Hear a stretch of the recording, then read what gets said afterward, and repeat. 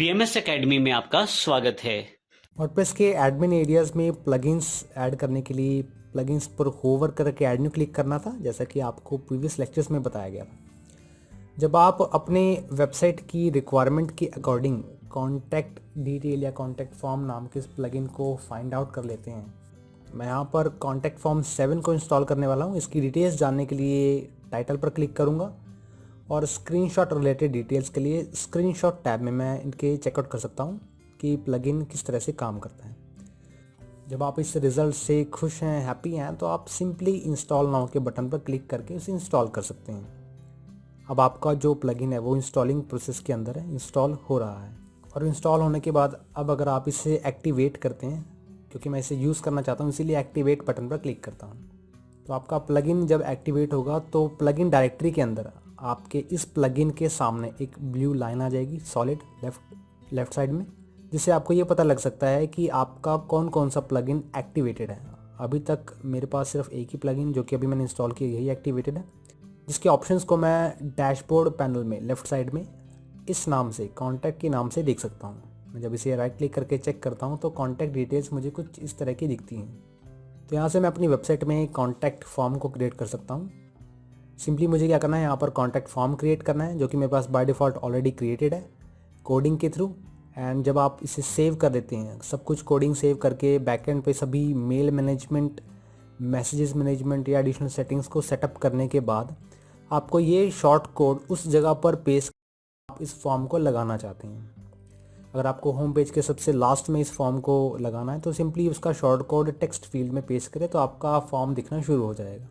मैं चाहता हूँ प्लगइन डायरेक्टरी में इंस्टॉल प्लगइन्स में मेरे पास यहाँ पर नंबर ऑफ़ प्लगइन्स की लिस्ट अवेलेबल है, फिर चाहे वो एक्टिवेटेड है, डीएक्टिवेटेड है, हर तरह के प्लगइन्स मुझे यहाँ देखने को मिलते हैं। अदरवाइज़ इस प्रोसेस को और भी ईजी करने के लिए वर्डप्रेस ने इसे कैटेगराइज कर दिया है, जिसमें आप एक्टिव प्लगइन्स को एक्टिव फील्ड में, इनएक्टिव प्लगइन्स को इनएक्टिव फील्ड में।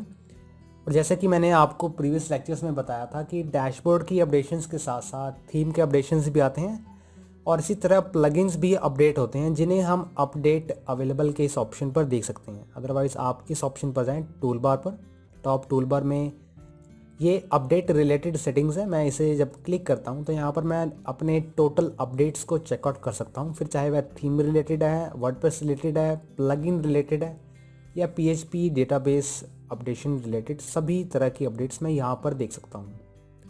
मैं चलता हूँ वापस प्लगइन डायरेक्टरी में, तो यहाँ से मैं प्लगइन्स को चेकआउट कर सकता हूँ और मस्ट यूज़ के अंदर मैं उन प्लगइन्स को देखता हूँ जो प्लगइन मुझे अपनी वर्डप्रेस वेबसाइट में यूज़ करने चाहिए।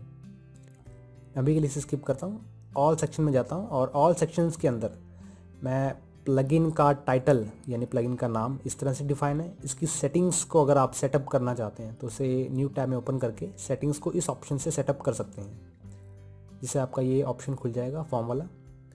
क्रॉस करता हूँ। इसके साथ साथ अगर आप इस प्लगइन को डीएक्टिवेट करते हैं, डीएक्टिवेट करने के साथ आपका ये जो साइन है ये डिसअपीयर हो जाता है।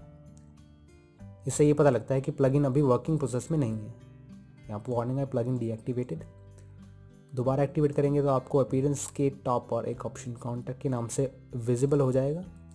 इस प्लगइन की जो डिस्क्रिप्शन है उसे आप यहाँ देख सकते हैं और इसके वर्जन डिटेल्स कि ये प्लगइन किस वर्जन से रिलेटेड है और किस ऑथर द्वारा क्रिएट किया गया है। इस ऑथर की मोर डिटेल्स के लिए आप उसे न्यू टैब में ओपन करके चेकआउट कर सकते हैं।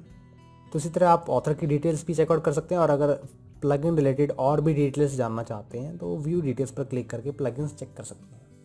मैं इसमें आपको एक रिकमेंडेशन देना चाहूँगा कि अगर आप किसी प्लगइन को यूज़ नहीं कर रहे या वो प्लगइन डीएक्टिवेटेड है तो प्लीज़ उसे डिलीट कर दीजिए।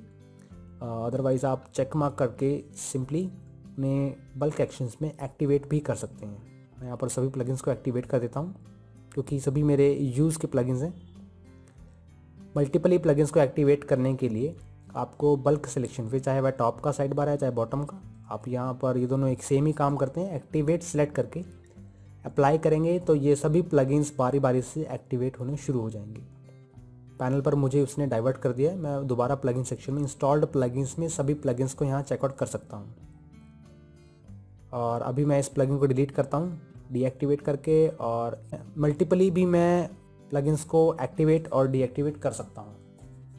मैं यहाँ पर कोब्लॉक्स और कॉन्टैक्ट विजेट इन दोनों को डीएक्टिवेट करता हूँ डीएक्टिवेट करने के लिए बल्क एक्शंस में डीएक्टिवेट करके अप्लाई करें, और डिलीट करने के लिए आप उन प्लगइन्स को चेकमार्क कर लें जिन्हें आप डिलीट करना चाहते हैं। चेकमार्क करने के बाद बल्क एक्शंस में डिलीट एंड अप्लाई ओके करेंगे तो आपके प्लगइन्स कुछ इस तरह से डिलीट हो जाएंगे।